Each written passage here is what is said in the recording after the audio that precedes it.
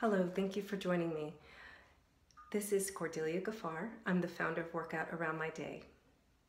For the next 30 sessions here on my YouTube channel, I will be discussing stress. So there's a quote that I want to share with you, and the different quotes I'll be sharing every single day will either be by thought leaders, scientists, change makers, religious figures from all religions. And today the quote is from Maureen Killeron. Maureen Killeron is a priest in the United Universalist Church, and she is originally from Canada, but she's lived in the United States for about 30 years or more.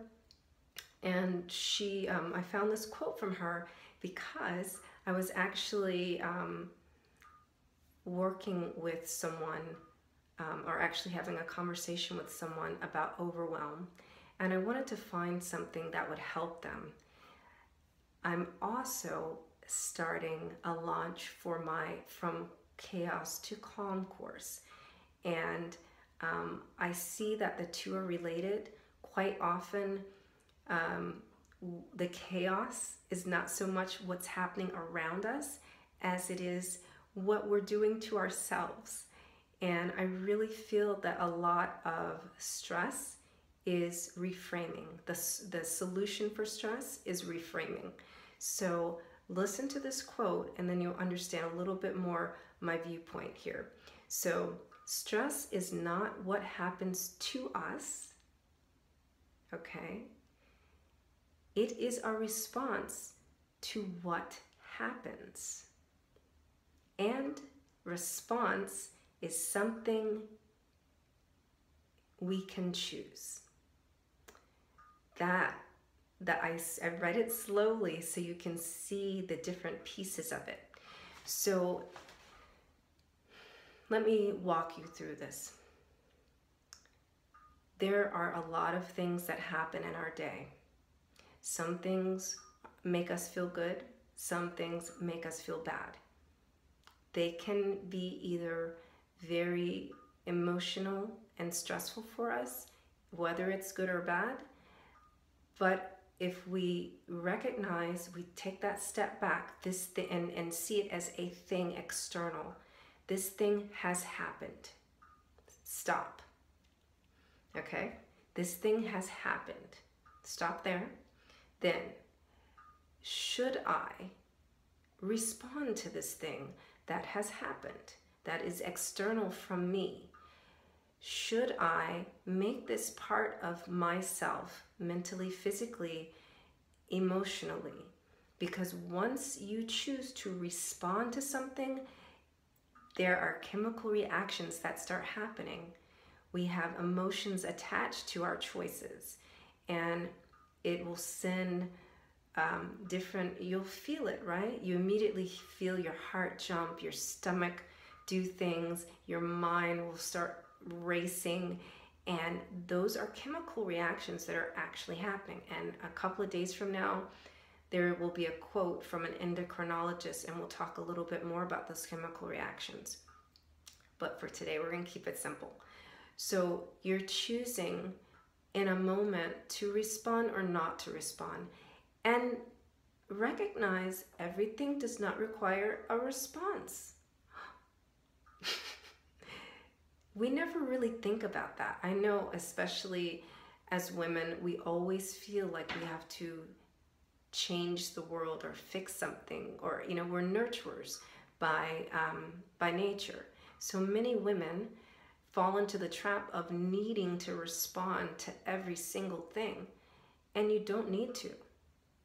A lot of things can sort themselves out without you. Some things are not meant for you to sort out. Some things just have to be. And that is what you have to decide when you step back and reframe. And when you step back, I encourage deeply breathing. So, okay. am I going to respond? Is the first question. Let's see. Does this really require something from me? Or is it that I want to give something to it? If I give something to it, will it make it better? Will it make it worse? How will I be affected by that? If it needs something from me, what is it that it needs, and how can I improve this situation, or how can I neutralize this situation? Okay, so those are the critical thinking pieces that need to happen now, and that's how you lead to your choice. And everything we do is a choice. You don't have to be stressed out about things. It just isn't what you think it is, you know. You are entirely responsible for you. You cannot change other people, and you can't be responsible for them, even if it's your child, okay? So if your child, let's say, gets hurt, right? So I was washing the dishes earlier today with my baby crew, my 3 through 9 year olds. And my 3-year-old, right, wanted to get up on a chair, and she wanted to do the washing. I didn't want her to do the washing for several reasons. Most of all, it wasn't a stable situation, very wet, right? So instead of stressing out and saying, no, don't do that, in a moment I offered her another position. So what do you think about putting away the silverware? Can you dry the spoons and the forks and the butter knives and put them away? Oh, yes, I can do that. And she was encouraged because her 6-year-old sister was also drying plates and putting them away. And obviously the 6-year-old can handle plates because they're heavier, and she can reach where they go in the cabinets. Whereas the silverware drawer is more on my 3-year-old's level, and it solved many things straight away. I didn't have to have a negotiation about what she shouldn't be doing. I didn't have to worry about, whoa, what if she falls? What if she slips? I just immediately offered her another situation, because the thing I know about my kids is that they love to help, whatever it is.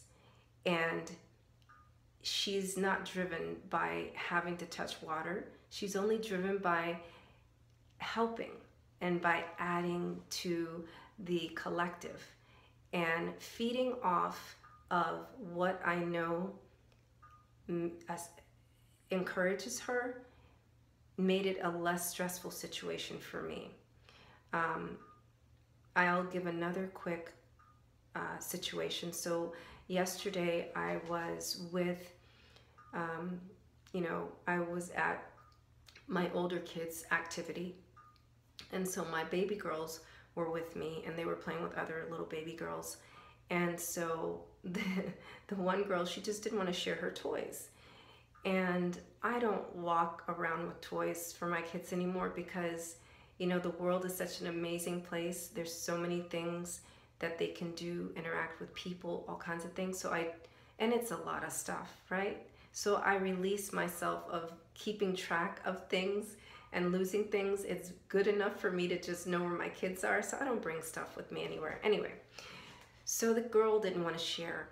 So to avoid a conflict, I told my little daughter, I said, hey, do you want to go over there and get another toy that she may be interested in? Because there was a little toy box there.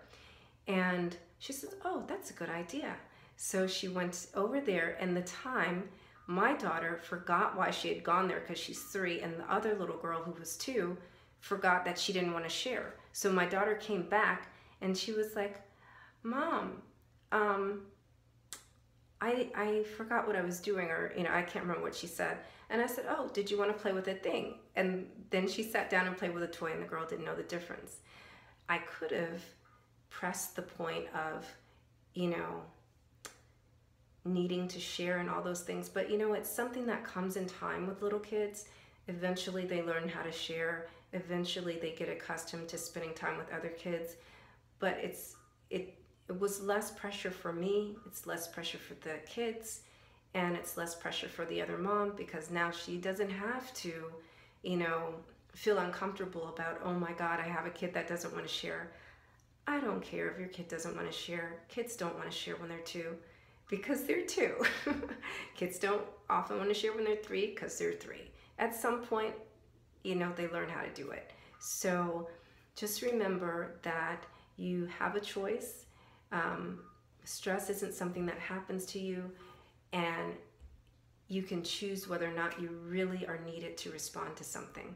I hope that this has helped you, and I'll see you in the next series.